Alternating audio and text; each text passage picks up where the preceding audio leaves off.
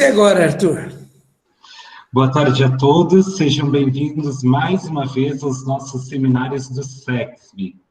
Inicialmente, eu gostaria de pedir que mantenham seus microfones e vídeos desligados durante a palestra. Ao final, iremos abrir espaço para perguntas. Você também pode deixar as suas perguntas no chat. E, para não perder o costume, pedimos àqueles que tiverem boas notícias a compartilhar, para que as compartilhem neste momento. Olá, eu tenho poucas notícias hoje, mas a primeira delas é que existem duas novas potenciais inscrições para programa de pós-graduação no VPS, que a gente está muito, muito feliz. Uma segunda notícia é que nós estamos organizando uma colaboração entre a FMVZ e a FZEA no estabelecimento de um laboratório de habilidades para incluir ações que atendam as demandas do ambiente virtual, mas em um processo colaborativo. Então, é um processo muito interessante. Uma outra comunicação é que o manual que a gente elaborou junto com a Universidade de Passo Fundo, com o Ministério da Agricultura, com o Instituto Federal de Sertão, ele está pronto, que é um manual para apoiar colaboradores de abatedouros para prevenir da Covid-19. Então, ele deve ser publicado já na semana que vem. Ele inclui também 14 podcasts para WhatsApp ou rádio, e mais um manual de 50 páginas. Eu também queria contar para vocês que eu tive ontem uma reunião com colaboradores da Carolina do Norte, no projeto que a gente aprovou, e nós vamos estar estabelecendo uma estratégia para monitorar fatores de risco em abatedouros no Rio Grande do Sul e em abatedouros nos Estados Unidos. E a ideia é trabalhar fatores de risco e contrastar os fatores de risco com a atual prevalência e ocorrência de casos de Covid nos abatedouros. Então, esse é um projeto que não é muito grande, é um projeto hoje de $20 mil, mas que a gente está com planos assim, muito interessantes de transformar isso numa ação mais integrada. Então, eram essas as minhas contribuições. Bom, depois de escutarmos as boas notícias, prosseguimos com a apresentação do nosso palestrante de hoje. O professor Márcio Brunetto é médico veterinário formado pela Universidade do Estado de Santa Catarina, possui residência em nutrição e nutrição clínica de cães e gatos pela Unesp, mestrado e doutorado também pela Unesp, na área de concentração de clínica médica, nutrição clínica. Atualmente é professor do Departamento de Nutrição e Produção Animal da Faculdade de Medicina Veterinária da Universidade de São Paulo, é coordenador do Centro de Pesquisas em Nutrologia de Cães e Gatos da Faculdade de Medicina Veterinária e Zootecnia da USP, responsável pelo Serviço de Nutrologia Veterinária do Hospital Veterinário, e, enfim, tem um extenso currículo nessa área. Muito obrigado, professor, por aceitar o nosso convite, e agradeço a todos pela presença. Tá. Obrigado, Arthur. Obrigado, professor Adroaldo. Gostaria de agradecer o convite também. Peço desculpas aí pelas vezes que a gente teve que remarcar, né, em função da fase de vida aí que eu estou vivendo, também em função do concurso, mas gostaria de dizer que é um prazer estar aqui hoje. E o assunto que nós vamos conversar agora é um assunto que nós trabalhamos bastante, né, aqui no nosso grupo de pesquisa, e eu acho que é um assunto bastante atual, tá? Então, eu vou falar um pouco mais rápido em função do tempo, mas aí depois nós teremos aí o período de perguntas, e qualquer dúvida, vocês fiquem à vontade, tá bom? Então, eu vou colocar aqui a apresentação e a gente inicia.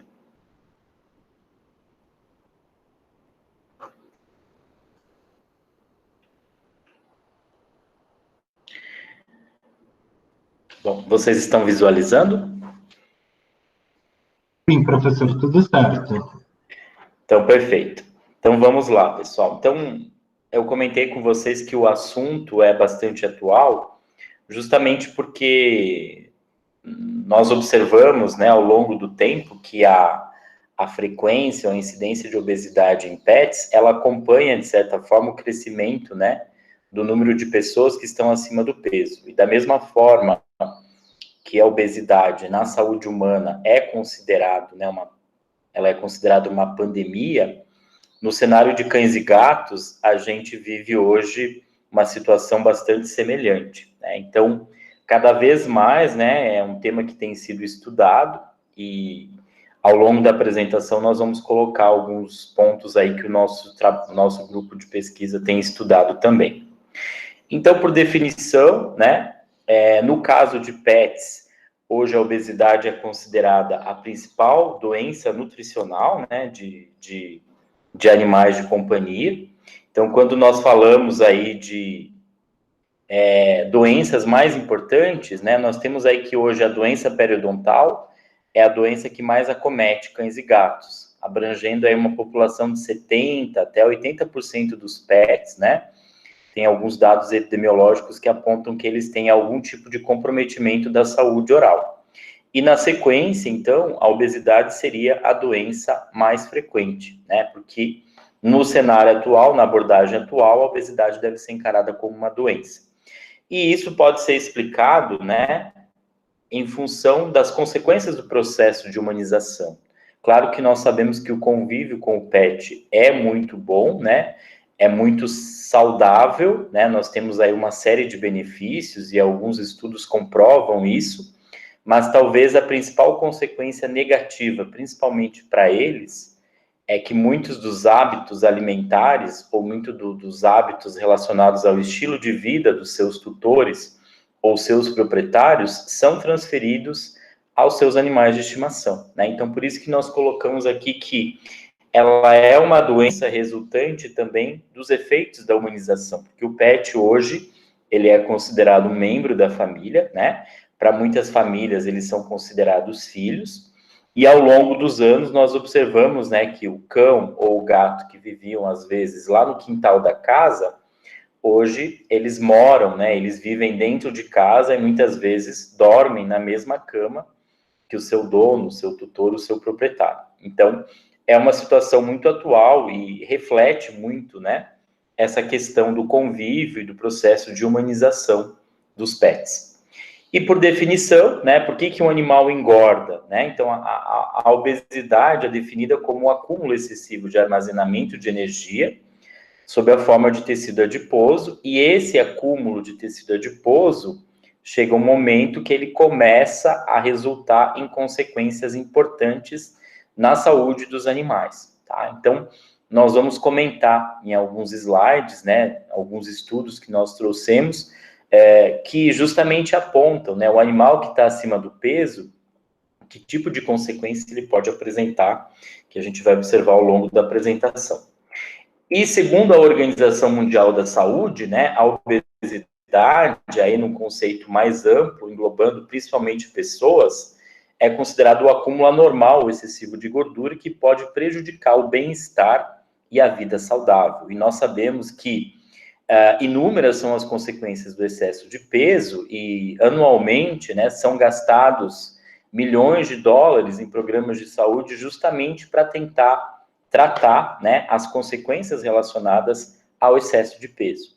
Então, é por isso que é um assunto bastante atual e a impressão que nós temos é que quanto mais a gente estuda, parece que mais a sua frequência aumenta, né? Então, aqui nós trouxemos um levantamento dos estudos epidemiológicos que nós temos ao longo do mundo, né, em diferentes partes do planeta.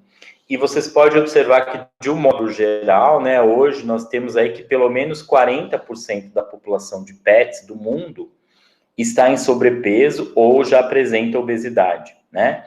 Aqui no Brasil, nós publicamos recentemente o que nós podemos considerar talvez como o primeiro estudo epidemiológico da América Latina, e nós encontramos aí na cidade de São Paulo uma frequência aí de 41% de animais, de cães, né, em sobrepeso e obesos. Então, a maior parte desses estudos são em cães, existem algumas evidências em gatos, e nós acreditamos que talvez em gatos essa frequência seja ainda maior, porque aparentemente os gatos, né, eles são bem mais sedentários do que os cães, e erroneamente ainda nós observamos que a maioria dos tutores, eles aplicam aquele conceito antigo de que gato precisa ter alimento à vontade. E nessa questão do manejo errado, né, a ingestão excessiva de calorias ao longo do tempo é que faz, então, com que os felinos ganhem peso e, assim, sejam diagnosticados com obesidade, tá? Além disso, a frequência de castração na espécie felina, ela é bem maior do que em cães. E a castração também pode ser implicado como um fator de risco, né, para que os pets ganhem peso, que a gente vai falar um pouco sobre isso na sequência. Então, esse estudo que nós publicamos agora, em 2020, como nós comentamos, ele é um trabalho que nós fizemos em conjunto com os colegas, né, aqui da FMVZ, do VPS. O Ricardo, então, nos ajudou inicialmente no delineamento do estudo, e depois o Fernando também deu algumas opiniões, né, no momento da defesa da tese, que foi o trabalho de doutorado da Mariana Porsani. E o interessante desse estudo é que nós fizemos um delineamento bem diferente em relação aos outros estudos que haviam sido publicados, não no Brasil, mas aqueles outros estudos que eu citei para vocês no slide anterior, onde geralmente, né, a população avaliada era a população que chegava no hospital. E nesse trabalho nosso, o diferencial é que por meio das regiões censitárias da cidade de São Paulo, nós fizemos aí um delineamento para que nós tivéssemos uma amostra representativa de número de casas ou apartamentos de toda a cidade, para que a gente não tivesse efeito, por exemplo, de uma região específica, ou talvez a classe social, né, dos pets, dos donos dos pets, que poderiam influenciar. Então, talvez o principal diferencial desse nosso estudo é que nós fomos até os animais, né? Então, nós fomos nas casas dos animais, nas casas dos tutores, e avaliamos o score de condição corporal dos animais, diferente dos outros estudos que os animais geralmente vêm para o hospital por algum outro motivo, né? E acabam, então, sendo avaliados para participar do estudo. Então, é um trabalho aí que tem esse diferencial, e a gente conseguiu aí publicar uma boa revista. Dentre as causas, nós podemos colocar que elas são multifatoriais, né? Existem fatores genéticos envolvidos, por isso que algumas raças têm maior predisposição, mas existem também fatores sociais e culturais relacionados principalmente aos hábitos, né? Os hábitos diários dos proprietários. Claro, existem fatores metabólicos também, endócrinos e principalmente de manejo. Se a gente for fazer um levantamento da maior parte dos casos de obesidade, nós não estamos nos referindo a animais que são endocrinopatas, mas sim animais que são manejados de forma errada. E por isso, então, que nós acabamos atribuindo sempre que é uma doença, né, um tema muito mais relacionado com quem trabalha com nutrição do que quem trabalha com endocrinologia, tá? E a causa principal, obviamente, está relacionado à situação de desequilíbrio energético. Ou seja, é fácil de entender, né? Se o animal ingere mais calorias do que ele precisa, esse excesso de ingestão energética vai ser acumulado, então, como tecido adiposo. Só que, ao contrário do que se pensava, né, o tecido adiposo, ele não é considerado somente um órgão de armazenamento. Hoje, na abordagem atual, ele é considerado um órgão endócrino. E por que ele é considerado um órgão endócrino? Porque já foram identificados diversos mediadores ou marcadores que são secretados pelo tecido adiposo, pelos adipócitos. Por isso, então, que os adipócitos, eles são considerados como mini glândulas, né?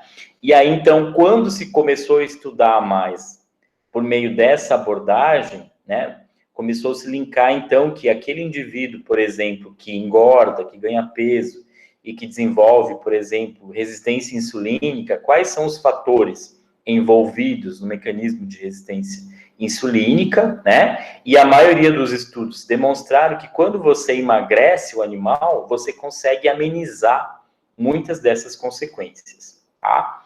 Então, de um modo geral, alguns estudos analisaram, né, que a frequência de alimentação, ela pode ter relação, né? Então, se o animal come mais vezes e mais do que ele precisa, ele vai engordar. A falta de exercício, que tem relação direta com o fato do animal não gastar energia, e isso é uma situação muito frequente, né? Principalmente nos grandes centros, onde os animais geralmente vivem em apartamentos e as pessoas também não têm tempo de fazer atividade física, muito menos com seu pet. Então, isso tem relação, tá? Aí vem a questão da falta de espaço e a questão da castração, né? Então, diversos estudos já mostraram relação entre você castrar o animal e aumentar as chances dele se tornar obeso, ou em sobrepeso, ou ganhar peso, né? E os gatos, eles vão aumentar a ingestão de alimento em função da castração, e já foi demonstrado que o animal que é castrado, teoricamente, diminui sua necessidade energética. Então, se nós não fizermos o manejo, considerando equações de cálculo específicas para animais castrados, e ainda recomendar um alimento com um perfil diferenciado, esses fatores podem influenciar no ganho de peso desses animais. Então, aqui eu trouxe para vocês uma revisão também que nós acabamos de publicar, né, esse ano, justamente porque a questão da castração tem muitas dúvidas, né? Existem poucas evidências que apontam, né, se existe relação ou não. Então, para quem tiver interesse, ou se numa outra oportunidade a gente pode conversar sobre isso também, mas lá nós colocamos todos os fatores, né, que estão envolvidos com o fato de você castrar, que tipo de consequência o animal pode ter, né, em função da castração, não só com relação à obesidade, mas também outras doenças, né, e também que tipo de recomendação nutricional nós podemos repassar para esses animais, pensando no melhor manejo possível, tá? Então, um trabalho aí recente que nós publicamos agora esse ano, que também está à disposição de vocês, e se vocês quiserem, eu posso disponibilizar depois também. Então, baseado nas informações atuais da literatura, nós podemos supor, então, que o aumento do risco de obesidade em animais de companhia após a castração é motivado principalmente pelo aumento da ingestão, né? Então, o animal tende a ficar mais sedentário, por consequência, ele fica mais entediado e, ao mesmo tempo, ele gasta menos energia por se tornar mais sedentário, né? Então, nós vamos ter aí uma dupla via de acúmulo de gordura corporal. Por isso que nós temos que passar recomendações específicas, tanto do que se refere à quantidade de alimento, como também o perfil do alimento. Então, o estímulo do exercício, fornecimento de um alimento adequado, posterior à castração, e o acompanhamento constante dos animais, eles são necessários para esses indivíduos, né, que passaram por esse processo de castração. Então, esse é um fator que também tem forte relação aí, e é importante nós termos cuidado no momento das recomendações, levando isso em consideração. Com relação às consequências, elas são inúmeras, né, e já foram citadas, já foram relatadas há muito tempo. Então, primeiro aspecto, e esse talvez é o principal argumento que nós usamos na rotina, né, de atendimento do nosso serviço para convencer um proprietário a fazer um programa de emagrecimento. Seria justamente a redução da longevidade, né? Então, depois eu vou comentar com vocês um estudo que foi realizado no Centro de Pesquisas da Nestlé Purina, publicado já há algum tempo, que demonstrou que aqueles cães que foram alimentados à vontade ao longo da vida, eles reduziram a expectativa de vida em aproximadamente 25%, 20 e tantos por cento. Então, essa redução da expectativa de vida está justamente relacionado ao fato de que os animais que comeram mais, eles acumularam tecido adiposo, né? E esse tecido adiposo, uma vez sendo considerado um órgão endócrino, foi responsável pela produção de uma série de mediadores que aumentaram a predisposição de doenças crônicas. E aí, então, esse paciente morreu por algum motivo, provavelmente relacionado com o excesso de peso. Então, a redução de longevidade é o principal ponto que nós temos que considerar. Mas existem evidências de alterações ortopédicas, e é fácil entender, né, que o animal que ganha peso, ele fica com uma estrutura corporal maior, e às vezes as estruturas, elas não suportam, né, ligamentos, articulações, até mesmo estruturas ósseas, e esse animal acaba tendo algum tipo de consequência nesse sentido. Alterações cardiovasculares, né? Então já foram demonstradas que os animais, eles podem apresentar, por exemplo, hipertrofia de ventrículo esquerdo, e que quando você corrige, né, nós fizemos um estudo avaliando isso, e quando nós emagrecemos os cães, essa hipertrofia, ela foi corrigida. Então, nós entendemos que foi uma adaptação funcional do coração em função do excesso de peso corporal. E que se a gente conseguir emagrecer o animal, é uma alteração reversível, né? No entanto, estudos em longo prazo que acompanharam esses animais com esse tipo de alteração, nós não temos ainda. E é possível que essa situação crônica de excesso de peso resulte em outras consequências importantes. Além disso, já foram demonstradas alterações respiratórias em cães, né? E fica fácil de entender quando a gente observa um cão que está acima do peso, ele fica bem mais ofegante, né? Já nos gatos, isso não é tão evidente, mas nos cães é muito perceptível. E uma série de outras desordens metabólicas, né? Então, nós já fizemos estudo que demonstrou que o cão obeso, ele desenvolve resistência insulínica. Desculpa aqui que o gato está solto na sala e está fazendo bagunça. Ele desenvolve resistência insulínica, né? E também hiperlipidemia, né? Então, nós já demonstramos isso em alguns estudos e outros autores também apontaram esse tipo de alteração. E nesse quadro aqui, ó, vocês podem observar uma série de alterações, né, pessoal? Então, saiu um estudo recentemente, agora 2020, que demonstrou que a obesidade, ela pode levar à disbiose, né, de microbiota. Nós fizemos um estudo aqui também, que foi o trabalho de mestrado do Henrique, que nós ainda não publicamos, mas nós demonstramos isso também. Os animais podem ter função renal alterada, pode ocorrer aumento do risco de desenvolvimento de certos tumores, né? Hiperlipidemia, que nós já citamos, algumas alterações hepáticas, diminuição da qualidade de parâmetros vitais, né? Redução da longevidade, que nós citamos, e aqui a gente tem N outras alterações que podem ser citadas. Então, agravamento ou aumento de risco de doença ortopédica, diminuição da atividade geral do cão, aumento do risco de resistência à insulina, e no caso de gatos, ao desenvolvimento de diabetes mellitus, disfunções pulmonares, aumento do risco de morte por insolação, tem um estudo que mostrou isso, aumento do risco de doença de pele não alérgica, aumento do risco de doença do trato urinário, etc, etc. Então, vocês podem ver que são muitas, e aqui a gente vai comentar rapidamente sobre algumas delas. Então, existem algumas evidências que o animal obeso, ele pode ter maior risco de desenvolvimento de câncer, porque o tecido adiposo secreta mediadores que nós chamamos de adipocinas ou adipocitocinas, como leptina, resistina, interleucina 6 e fator de necrose tumoral alfa.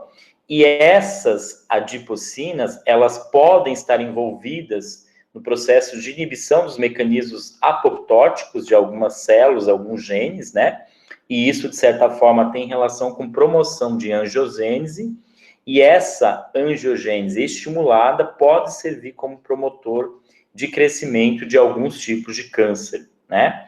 Então, dentro dessa linha de inibição de apoptose e promoção da angiogênese, já foi demonstrado, né, que a leptina, por exemplo, ela serve como promotor de crescimento, né, de células relacionadas ao desenvolvimento de tumores mamários e também carcinomas hepatocelulares em seres humanos, tá?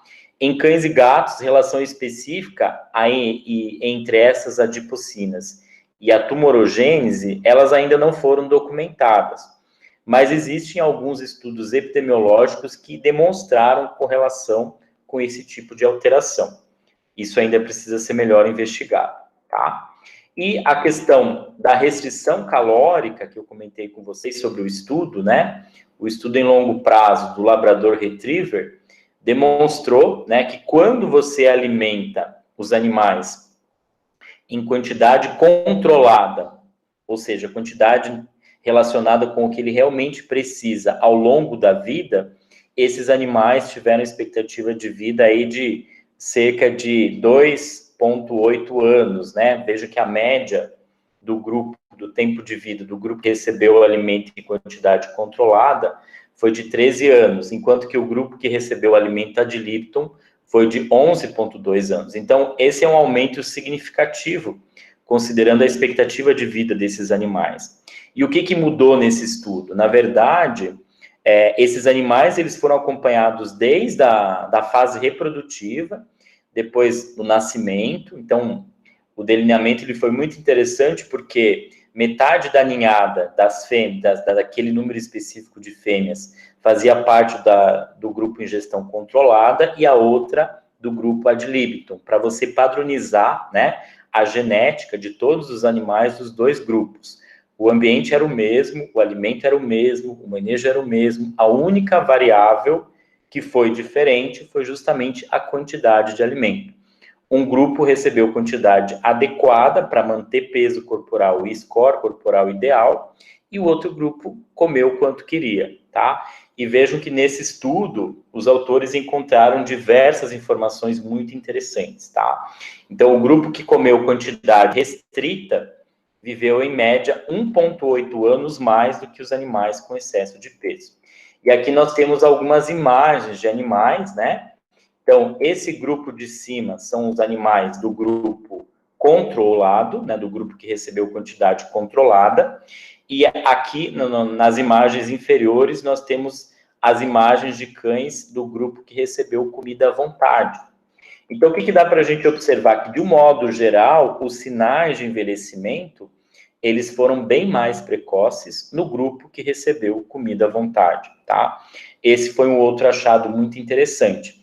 E uma vez que você tem esse processo de envelhecimento mais precoce, fica mais fácil entender por que eles desenvolveram antes doenças crônicas e, por consequência, viveram menos. E lembrando, a única variável entre os grupos foi quantidade de alimento, tá? E essas informações são interessantes até para a nossa vida, né, pessoal? Porque já tem estudos parecidos, né, que são chamados de estudos de longevidade, que já foram realizados com macacos, até com insetos, né? E todos os estudos tendem a concluir a mesma coisa, tá?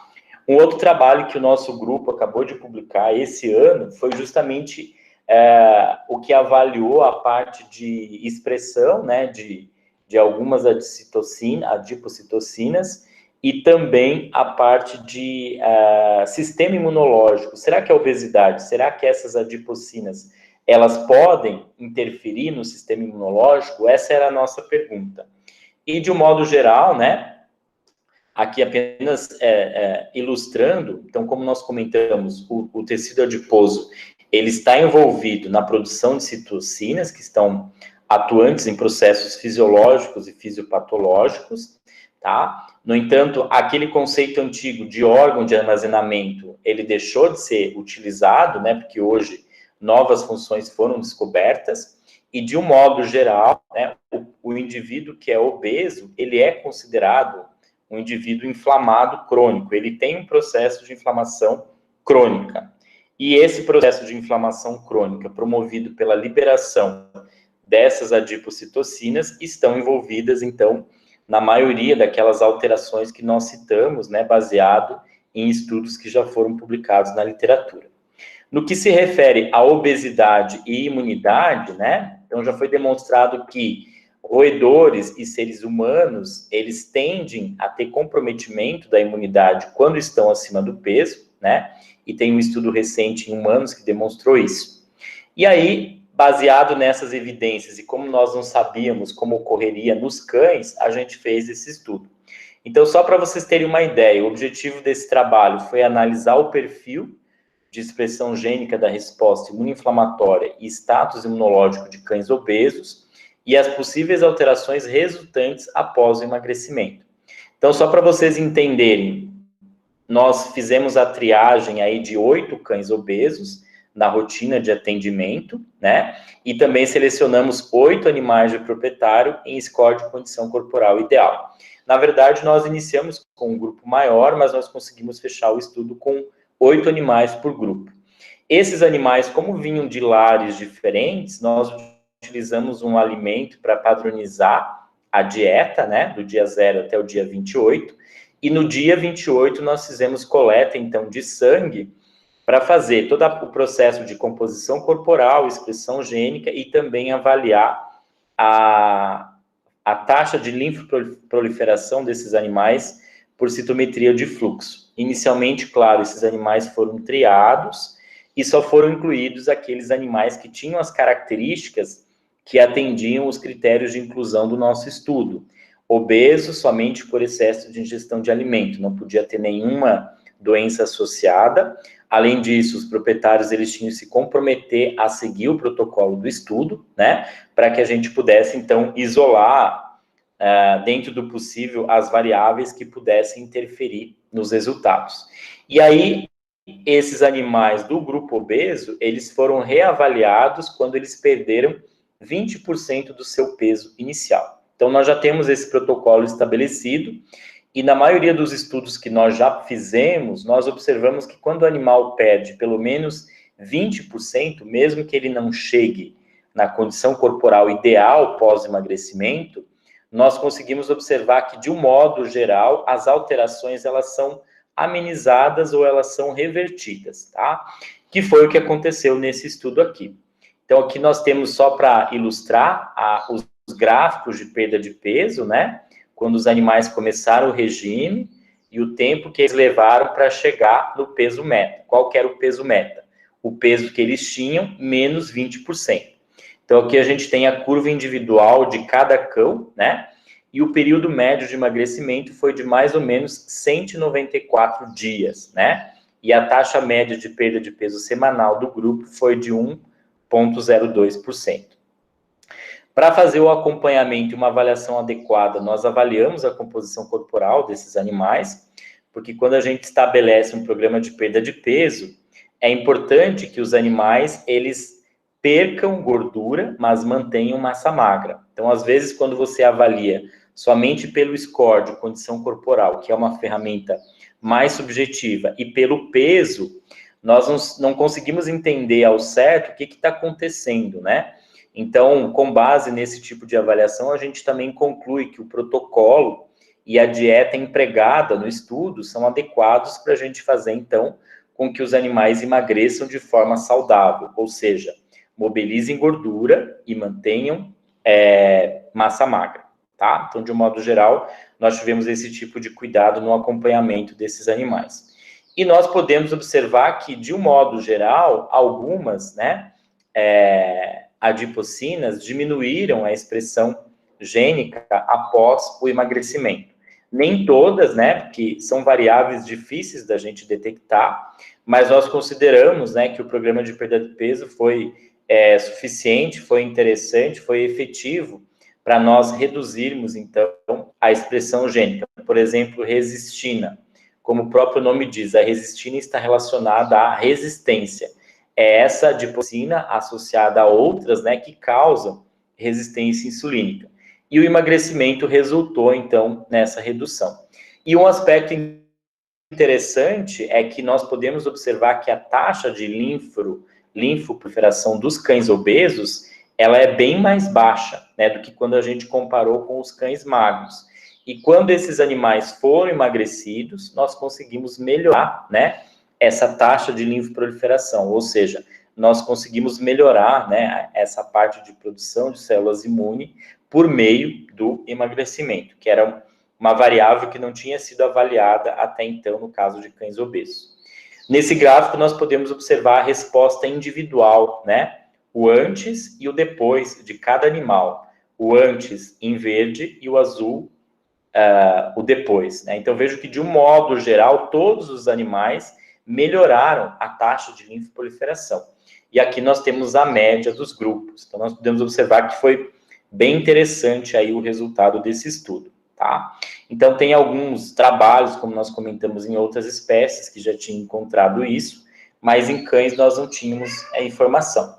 Então, resumindo, o que foi encontrado nesse estudo? Se você tem um animal que está em score ideal, mas que aí começa a ganhar peso, apresentar sobrepeso e obesidade ao longo do tempo, né? Esse acúmulo de tecido adiposo vai fazer com que ocorra a liberação de adipocinas, ou aqueles marcadores que nós comentamos, né? Então, isso vai resultar em alteração da expressão gênica e secreção dessas citocinas, e isso caracteriza, então, um quadro de inflamação crônica de baixo grau.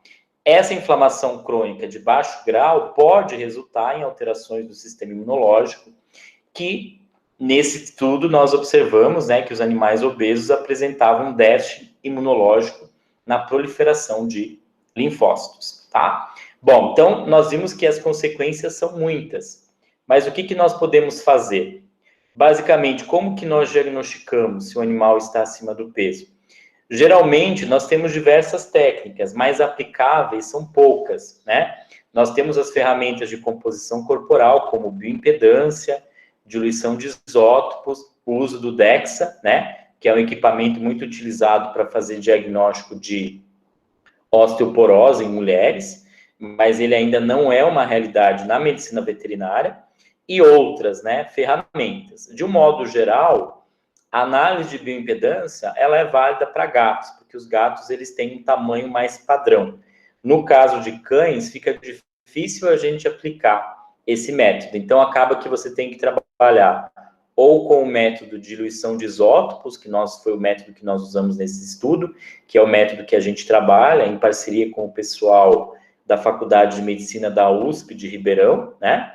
Ou por meio da aquisição do equipamento de DEXA, né, que nós ainda não temos, mas é aí uma expectativa, né, um sonho que nós temos em adquirir esse equipamento para a gente poder tanto avaliar nos próximos estudos por meio dessa metodologia, e também como uma ferramenta que nós podemos incluir aí na rotina do nosso hospital, tá? Então, aqui eu não vou ficar falando sobre cada método em função do tempo, mas para vocês terem ideia, né, depois, se vocês quiserem, eu posso passar os slides também, a bioimpedância, né, quais são os princípios que ela funciona, a diluição de isótopos, que é um método que acaba sendo mais acessível para a gente usar no dia a dia, né, então, é um método também considerado padrão ouro, juntamente com o DEXA, né, o DEXA quer dizer densitometria por emissão de raios de dupla energia, do inglês.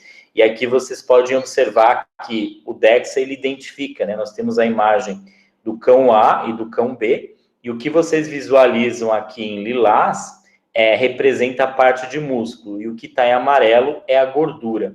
Então, por meio dessa análise, que parece um raio-x, nós conseguimos identificar quanto de gordura corporal e quanto de massa muscular o animal tem, e avaliar isso também depois do emagrecimento. Então, acaba sendo uma avaliação bem interessante, né? Que é algo que a gente sonha, né, em começar a trabalhar para a gente ter essa ferramenta como no uso do dia a dia. Existe também a avaliação do score de condição corporal, que é a ferramenta mais prática que nós temos, então muitos estudos acabam utilizando esse método só, mas como nós comentamos, quando você avalia o score, você não sabe exatamente que tipo, né, de tecido corporal foi perdido. Então, acaba sendo uma avaliação subjetiva, tá? Então, existe também valores de tabela de peso, que também acabam sendo subjetivos, né? E no caso da escala de score, cada incremento em condição corporal vai equivaler aí aproximadamente 10 a 15% do peso adicional devido à gordura corporal.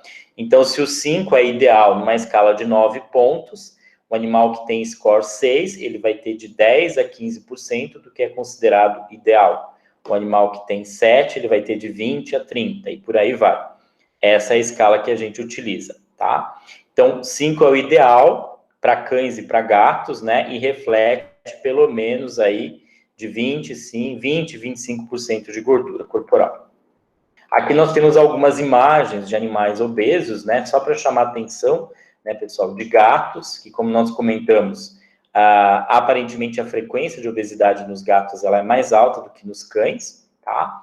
E no caso mais específico dos felinos, né, os gatos eles são acometidos pelo diabetes do tipo 2, que tem relação direta com o desenvolvimento de resistência insulínica. Então, se aumenta tecido corporal, tecido adiposo corporal, nós vamos vai ter maior produção de resistina, né? Essa resistina é que está envolvida ela dificulta ou ela torna inefetiva a ação do hormônio insulina. Então, no caso de diabetes do tipo 2, os indivíduos eles produzem insulina suficiente, mas a insulina não consegue agir como deveria, justamente porque tem esses fatores causando resistência, como é o caso da resistina, mas o fator de necrose tumoral alfa também tem envolvimento, interleucina 6, que estão aumentados na circulação pelo fato do indivíduo estar acima do peso, tá?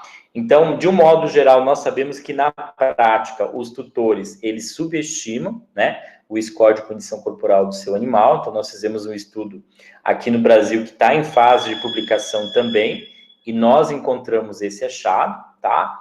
E no caso de veterinários, muitas vezes falta atenção para o excesso de peso. Nem todo veterinário ainda valoriza, né? Nem todo veterinário considera a obesidade como doença, e isso é um fator agravante também, tá? Então, de um modo geral, é importante mencionar os riscos aos tutores, reconhecendo e de que forma nós podemos ajudar. E aí, como estratégia de tratamento, nós temos que instituir um programa de emagrecimento.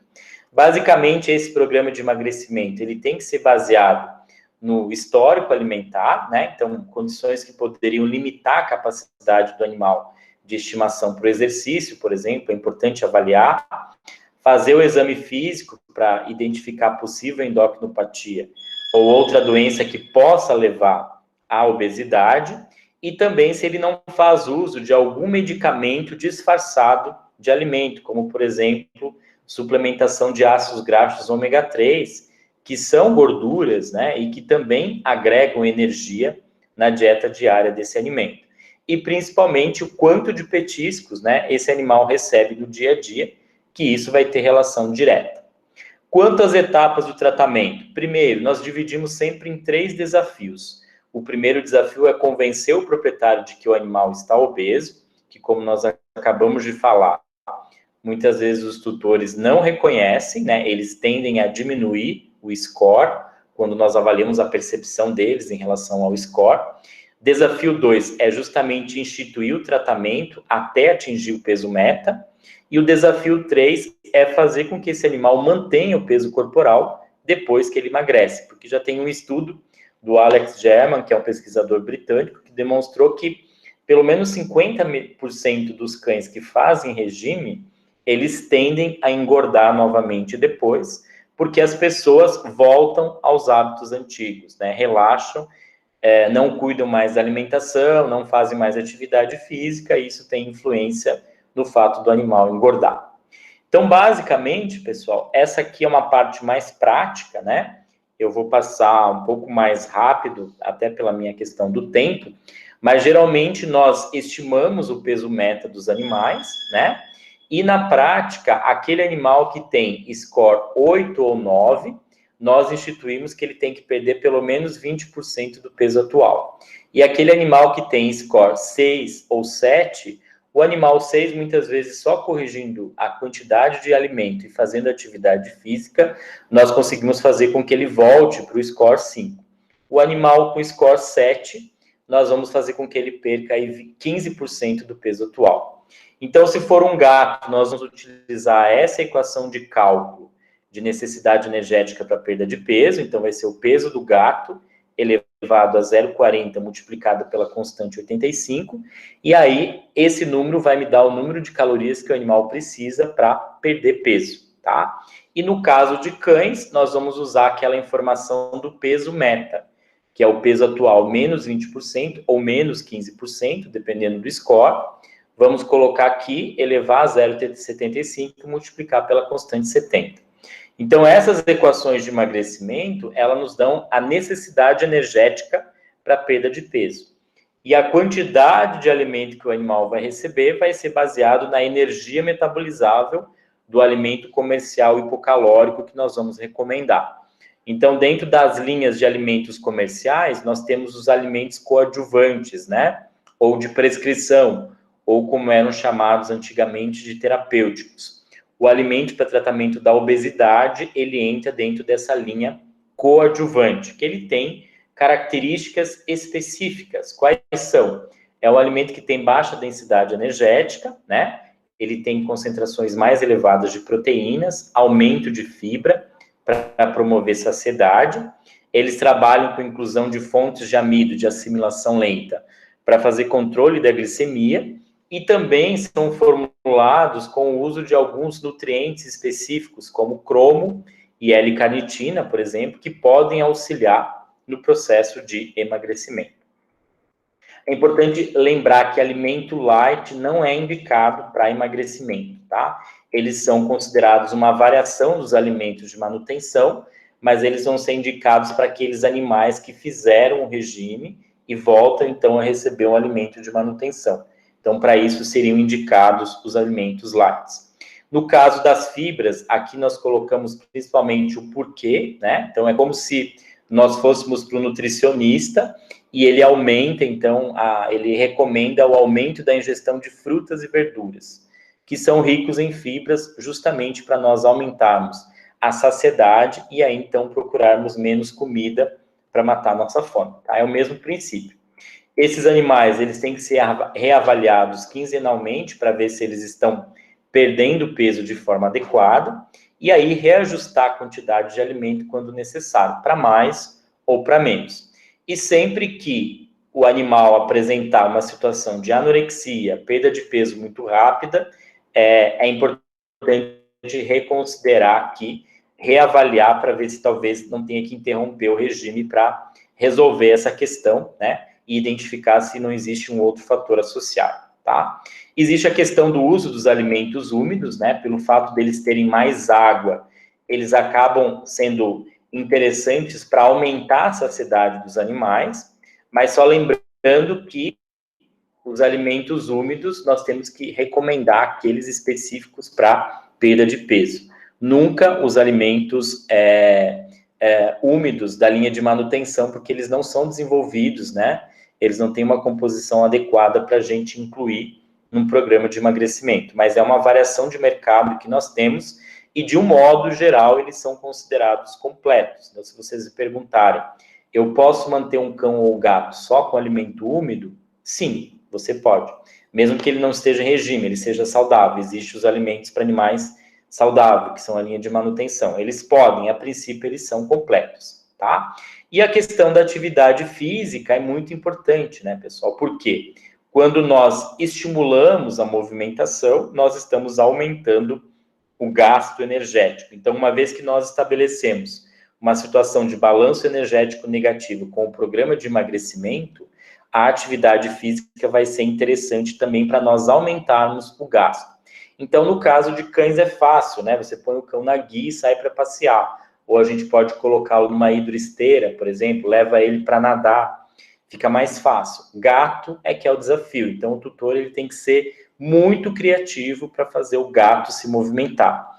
Porque nós não temos a opção de colocá-lo na guia e levar para passear. Então, a atividade tem que ser feita em casa mesmo, tá? Então, é super importante e nós fizemos um trabalho também onde nós observamos que quando o animal é emagrecido com atividade física, nós temos melhora do status da capacidade antioxidante e também melhora da sensibilidade insulínica quando nós associamos, então, o exercício com o programa de emagrecimento.